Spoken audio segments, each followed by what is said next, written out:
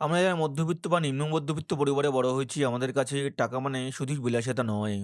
টাকা মানে হলো একরাশ নিরাপত্তা আর একটু শান্তির ঘুম। কিন্তু অদ্ভুত ব্যাপার হলো, আমরা যত বেশি আয় করি, আমাদের অভাব যেন ততটাই ডালপালা মেলে। আমরা যেখানে টাকার পেছনে দৌড়াই, সেখানে এমন একটা দেশ আছে যারা টাকার সাথে সম্পর্কটাই বদলে ফেলেছে। জাপান এমন একটা দেশ যেখানে নিরাপত্তা কথা বলে, যেখানে কোটিপতিরাও সাধারণ মানুষের মতো মেট্রো রেলে যাতায়াত করেন, যেখানে বিলাসিতা মানে হীরা জহরত নয়, সেখানে সম্পত্তির মানে শুধু ব্যাংক ব্যালেন্স নয়, সম্পত্তির মানে হলো সন্তুলন বা ব্যালেন্স।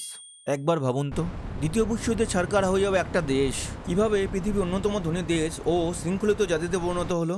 না কোনো মোটিভেশনাল স্পিচ নয়, আজকে একদম প্র্যাকটিক্যাল কিছু জাপানিজ টেকনিক নিয়ে কথা বলবো, যার পিছনে লুকিয়ে আছে কয়েক প্রজন্মের গোপন সম্পদ তৈরির ফর্মুলা, যা আমাদের স্কুল কলেজে কোনোদিনও শেখায়নি। আর 4 নম্বর পয়েন্টটা শোনার পর আপনি নিজেই নিজেকে প্রশ্ন করবেন, এতদিন কেন আমি উল্টো পথে হাঁটছিলাম। নাম্বার 1, কাকিবো। গল্পটা শুরু হয় 1904 সালে। জাপানিজ এক মহিলা সাংবাদিক হানি মোতোকো একটা সাধারণ কিন্তু বৈপ্লবিক ধারণা নিয়ে আসেন। নাম তার কাকিবো। জাপানি ভাষায় এর অর্থ হলো হাউস হোল্ড ফিনান্সিয়াল লেজার। তৎকালীন জাপানি গৃহিণীরা যখন সংসারের ছোট ছোট খরচ সামলাতে হিমশিম খাচ্ছিলেন, তখন কাকিবোদারে শিখিয়েছিল খাতা কলমের শক্তি। এটি শুধু খরচ লেখা নয়, এটি একটি দর্শন। কাকিবা আপনাকে 4টি মৌলিক প্রশ্ন করে। 1, আপনার কাছে কত টাকা আছে? 2, আপনি কত টাকা জমাতে চান? 3, আপনি আসলে কত খরচ করছেন? আর 4, আপনি আগামীতে নিজেকে কিভাবে আরো উন্নত করবেন? বন্ধুরা, আমরা এখন ডিজিটালাইজেশনের যুগে থাকি। ফোন খুললেই ইউপিআই বা ক্রেডিট কার্ড, টাকা খরচ হয় চোখের পলকে। একটা গবেষণা বলছে, যখন আমরা ক্রেডিট কার্ড বা ইউপিআই ব্যবহার করি, আমাদের মস্তিষ্ক ব্যথার অনুমতি পায় না। কিন্তু যখন আমরা নিজের হাতে কাগজে খরচ লিখি, তখন আমাদের নিউরনগুলো সজাগ হয়ে ওঠে। আধুনিক জাপানিজরা আজও এই প্রাচীন প্রথা মেনে চলে। সমীক্ষায় দেখা গেছে, কাকিবো ব্যবহারকারীরা অন্যদের চেয়ে অন্তত 20 থেকে 30% পর্যন্ত বেশি সঞ্চয় করতে সক্ষম হন। ধরুন আপনি মাসে 15,000 টাকা আয় করেন, কাকিবোর্ডের এটা দেখলেন শুধু হয়তো অনলাইন অর্ডারের পেছনে 2 থেকে 3 হাজার টাকা যাচ্ছে। এটা যদি অর্ধেকও কাটতে পারেন, বছরে 12 থেকে 15 হাজার টাকা শুধু এই একই জায়গা থেকে বাঁচবে।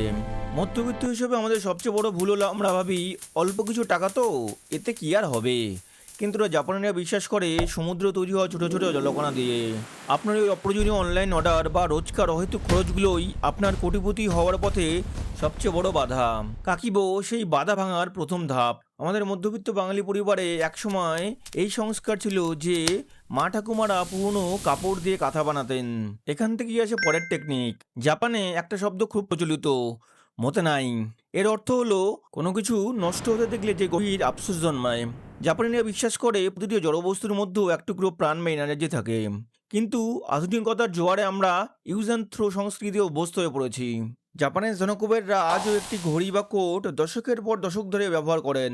তাদের কাছে আভিজাত্য মানে শুধু নতুন কিছু কেনা নয়, বরং যা আছে তাকে সর্বোচ্চ মর্যাদার সাথে ব্যবহার করা। মতে নেই আমাদের শেখায় অপ্রয়োজনীয় কেনাকাটা করে নিজের জীবনকে সস্তা করবেন না, জিনিসের কদর করতে শিখুন। দেখবেন সমৃদ্ধ আপনার দুয়ারে আসবে। শুধু খরচ কমালে কি কোটিপতি হওয়া যায়? সঞ্চয় তো আমরা সবাই করি, তবু কেন আমরা সারা জীবন অভাবের সাথে লড়াই করি? আসল রহস্যটা খরচ করার পরিমাণে নয়, বরং খরচের ধরনে লুকিয়ে। পরের পয়েন্টে আপনার শরীরের সাথে আপনার ব্যাংক ব্যালেন্সের এক অদ্ভুত সংযোগ ফাঁস করবে। হারা হাচিবু। জাপানের ওয়াকিনাওয়ার কথা হয়তো অনেকে শুনেছেন। সেখানে পৃথিবীর সবচেয়ে দীর্ঘজীবী মানুষেরা বসবাস করেন। সেখানে 100 বছর বাঁচাটা কোনো অঘটন নয়। তাদের এই অবিশ্বাস্য জীবনশক্তির মূলে রয়েছে একটি কনফুসিয়ান মন্ত্র, হারা আচিবু। এর সহজ অর্থ হলো, ততক্ষণই খাও যতক্ষণ তোমার পেটের 80 ভাগ ভর্তি হয়।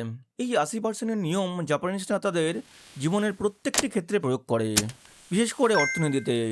আমরা যারা মধ্যবিত্ত, আমাদের সমস্যা হলো আমরা 100% পেট ভরাই, 120% ক্রেডিট কার্ডের লিমিট খরচ করি, আর মনের খিদে মেটাতে 150% কেনাকাটা করি।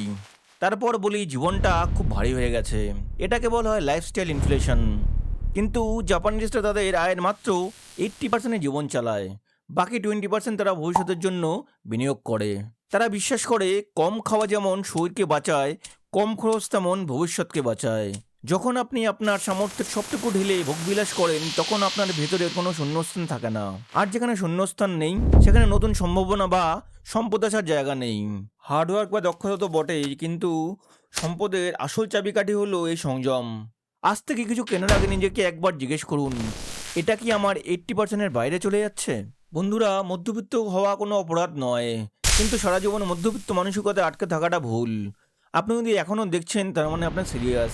অন্তত নিজের লাইফে কিছু বদলাতে চান। আর যদি মনে হয় ভিডিওটা আপনার পক্ষে উপকারী, তাহলে একটা লাইক করে আপনার সব বন্ধুদের সাথে শেয়ার করে দিন। আর ফিনবঙ্গ এই চ্যানেলটাকে সাবস্ক্রাইব করে রাখুন। এবার আসি পরের পয়েন্টে।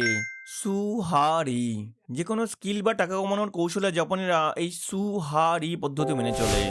পুরোনো দিনে সামুরাইরা প্রশিক্ষণের সময় 3টি ধাপ মানতেন। প্রথমত সু, এর মানে হলো নিয়ম মানো, প্রশ্ন না করে ওস্তাদ যা বলছেন তা হুবহু নকল করো। দ্বিতীয়ত হা, নিয়মগুলো নিজের আয়ত্তে আনো এবং নিজের দুর্বলতা অনুযায়ী যেখানে দরকার সেখানে একটু পরিবর্তন করো। আর তৃতীয়ত রি, নিজের নতুন নিয়ম তৈরি করো। ফিনান্সিয়াল সাকসেস বা ধনী হওয়ার পথটাও ঠিক একই রকম। আমরা অধিকাংশ মানুষ ভুলটা কোথায় করি জানেন? আমরা 1 নম্বর ধাপটা না শিখেই সরাসরি 3 নম্বর ধাপে যেতে চাই।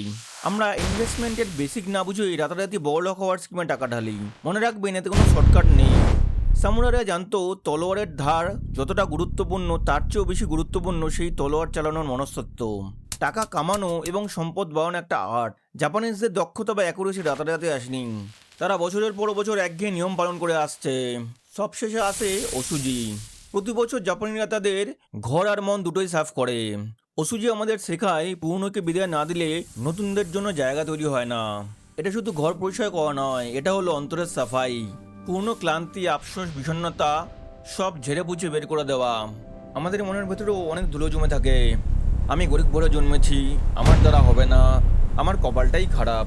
এই নেতিবাচক চিন্তাগুলো হলো আপনার অগ্রগতির পথে আসল বাধা। মনের জানালাগুলো খুলুন, পূর্ণ জঞ্জাল সাফ করুন, তবেই তো নতুন আলো হয়ে ঢুকবে। জাপান আমাদের অনেক টেকনোলজি দিয়েছে, কিন্তু তার চেয়েও বড় জিনিস দিয়েছে জীবনের দর্শন। এই 5টি গোপন টেকনিক যদি আপনি মন থেকে আপনার জীবনে আপন করতে পারেন, তবে আপনাকে আর সম্পত্তির পেছনে ছুটতে হবে না, সম্পত্তি আপনার পেছনে ছুটবে।